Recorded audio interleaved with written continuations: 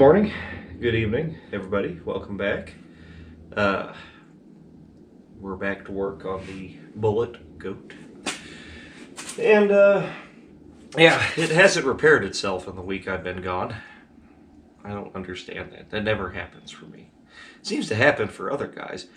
I don't know. But, anyway, we are going to work on the inside of it a little bit today.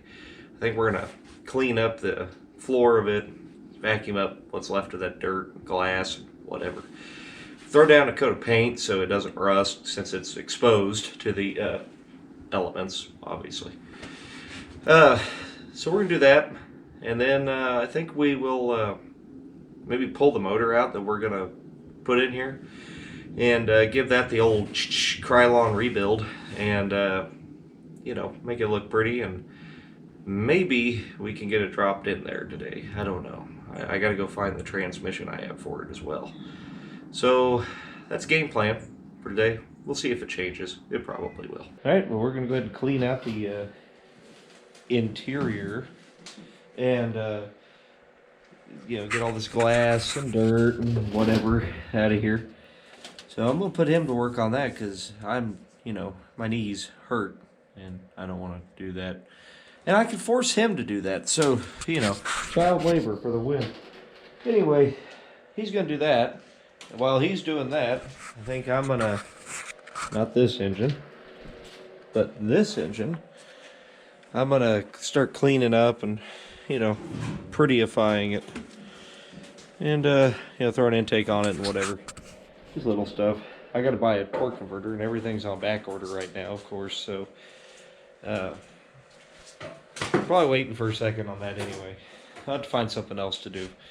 But I can at least get that ready to go. And then maybe we'll move on to this axle here. I don't know.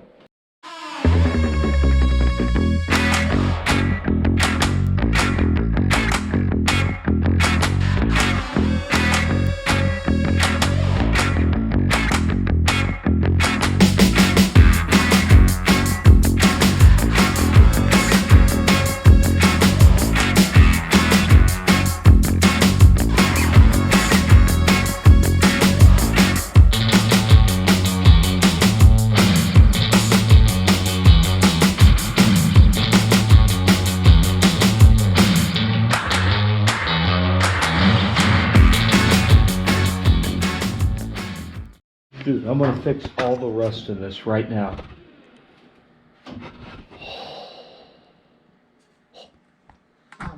This is going to fix this.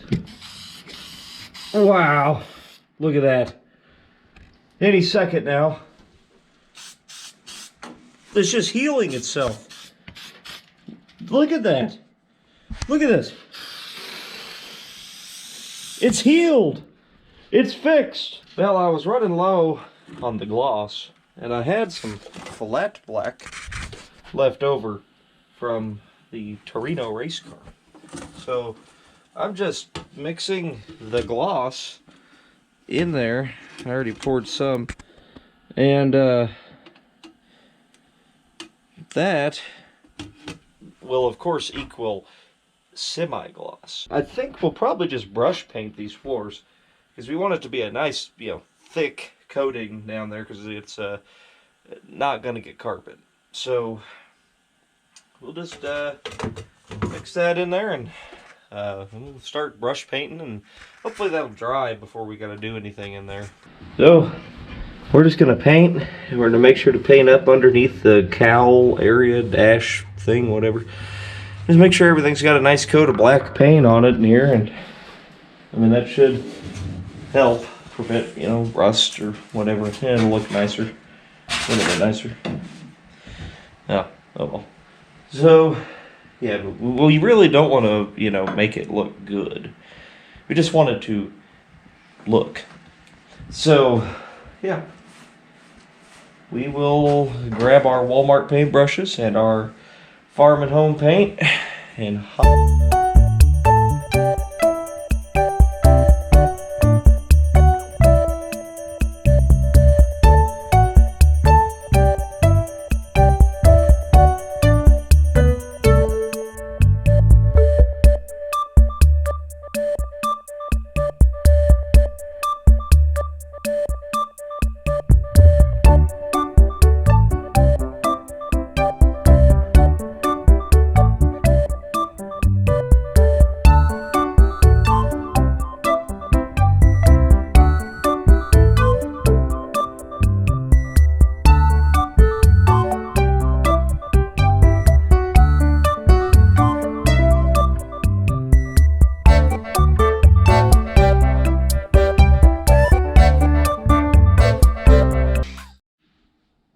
we got as an end result.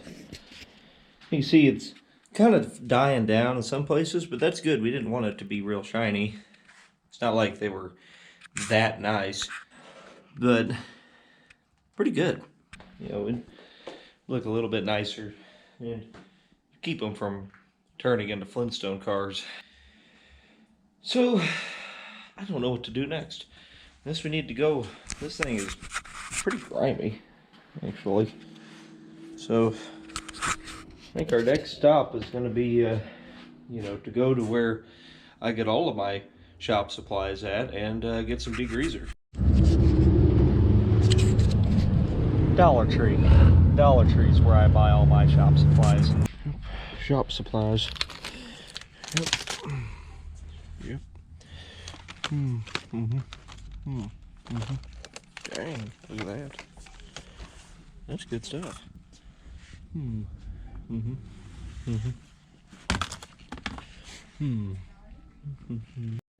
Look at that.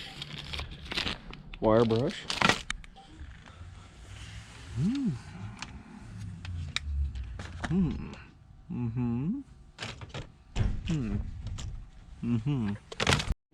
Where is the oven cleaner?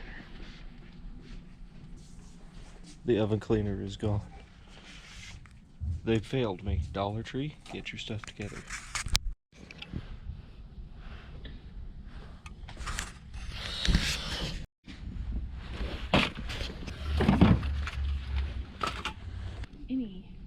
We'll try this. So here's what you do with your freshly acquired shop supplies.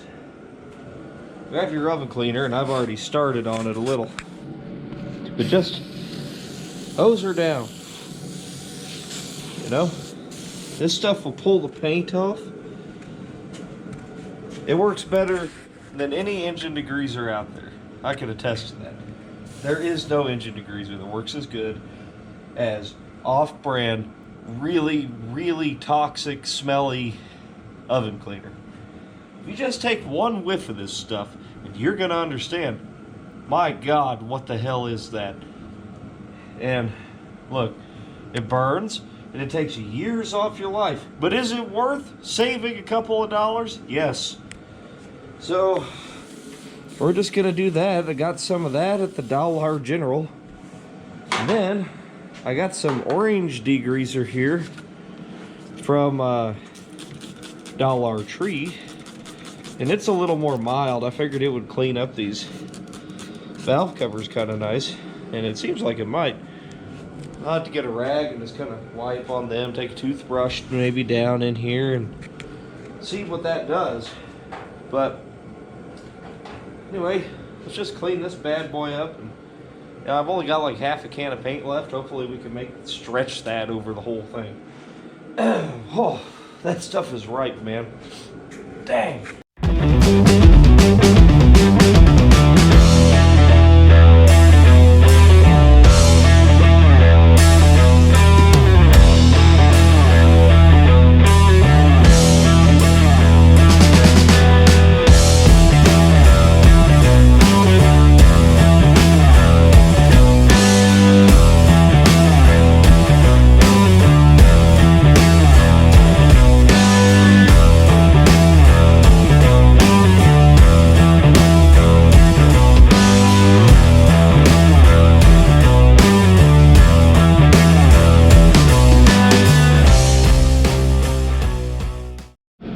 Well, there you have it.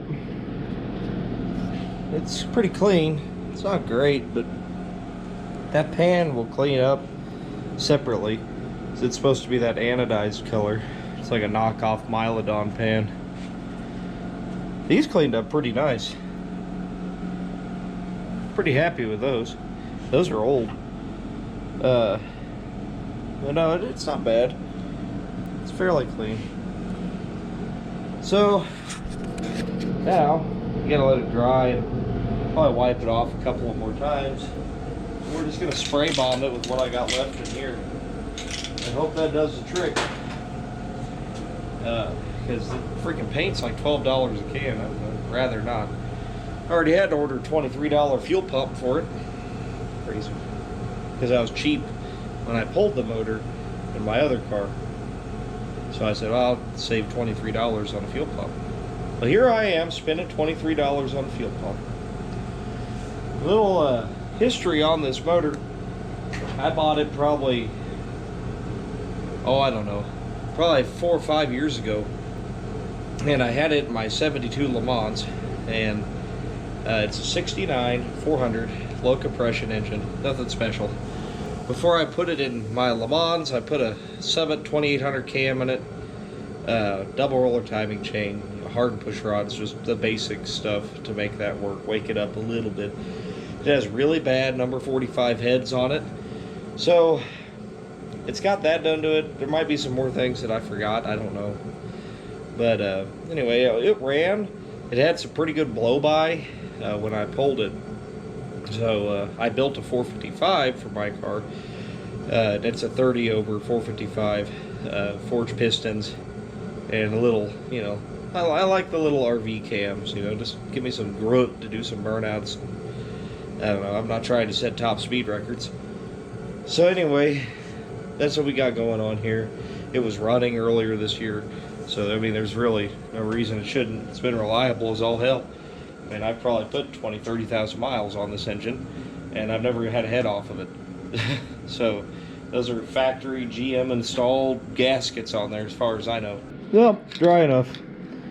So you just, you know, give her kind of a light coat first. Let it tack up, and then you can really just hose it on there. That Pontiac blue metallic is just a beautiful color.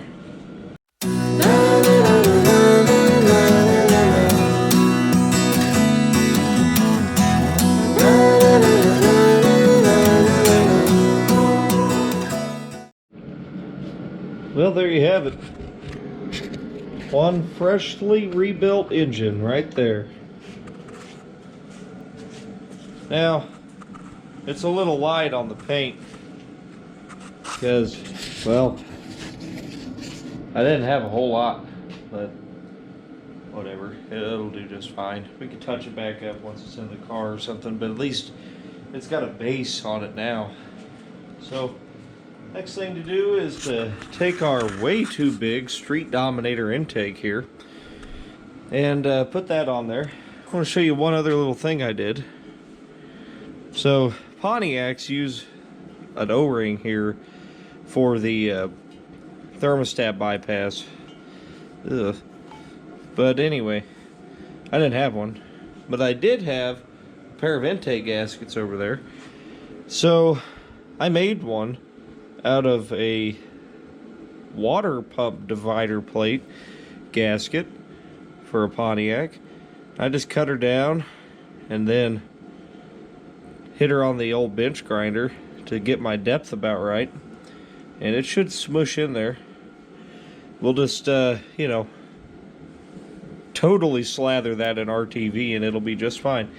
They all leak anyway, so who cares? It might as well leak for free. Saves me $20-some on gaskets there. And you might say, wow, that is very cheap of you. And yeah, it is, because I mean, I got a long ways to go, and that $20 might make all the difference. So here's a little trick for you. If you have the wrong intake gaskets for a Pontiac,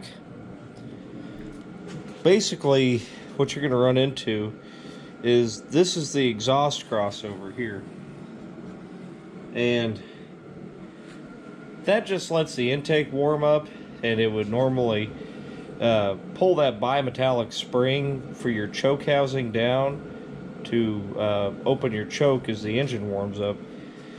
But there's two different styles, and I honestly think I could get away with this just like this, because it will seal on the intake that I have.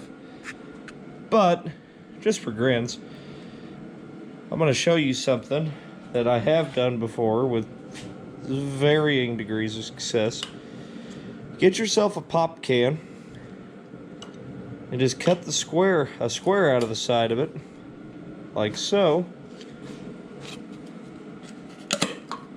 and then glue that sucker over that. Now when you put the gasket over the top of it, it'll push that down and hold it in there, and it'll work. They sell a shim block-off plate, a lot like the Chevys, but it's this. Save the $13. This will work. I just use a, liberal amount of copper RTV, or whatever this is. I guess it's not RTV. I don't know. Anyway, I coat the hell out of it in this. I don't know. Will it work? Who knows? We're going to go ahead and install our custom exhaust port shims. We're just going to put a nice fat bead of copper around it. Always put the Mountain Dew side out because that's classy. So typically with a Pontiac, they have little holders that snap in here and hold the gasket in place. However, since we're using a gasket set that I've already used, we don't have those. So we'll just use a little bit of RTV here and there, just a little bit here and there, just to help hold it on.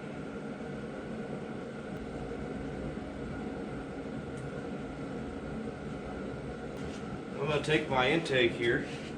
I'm going to do the same thing here. I really don't want those to leak. It'll be annoying as hell. And then always on the water jackets, old intakes, old heads, pits and warps and stuff. There's no such thing as a flat surface after 50 years. Just, I mean, like on something you give a damn about, just, a light coating. I always put a light coating of RTV around any coolant passage ever. I don't care if the heads have been freshly machined. It doesn't matter to me. I'm checking them out, I'm making sure. I don't want that. I put stuff together, I don't want to do it again. I'm kind of lazy like that, so, you might be different. Most of the time I've ever tried to put something together the right way, it's usually just ended in disaster. So I got to the point where I just, do it the wrong way to start with, and I'm never disappointed. So if you've never dealt with a Pontiac before, this will be new to you. So you got this goofy bolt here, with this goofy washer thingy here, and you got to put it in here where the water pump goes, or where the water pump is. And I probably should have cleaned those threads out with a tap before I tried this, but, well, I'm committed now. So, you gotta leave all your bolts loose. Don't go tightening them down. Otherwise, that bypass will leak like you left the faucet on overnight and the drain in. So, leave them all loose. Put a little thin coat of RTV on both sides of that O-ring. And, maybe run a tap through that hole if you're using an ancient intake like I am. Or just force it like I'm doing right now. You're right. Oh my God, the bolt just broke in half. Son of a... Ah! Get this thing out. That's why you chase the threads. Also, I pulled it out of the motor that came out of the car, which, probably should have been obvious. That was a bad idea, but there it goes. Well, at least it's coming out. It could have broke off further in there, and we would have been, well, you wouldn't have seen anything, I can promise you that. Project is that close to getting scrapped for the night. Oh, look. Thread's right in there. sort of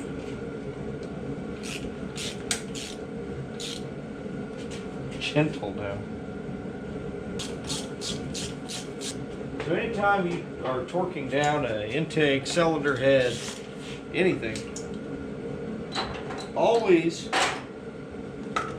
start from the middle, work your way out.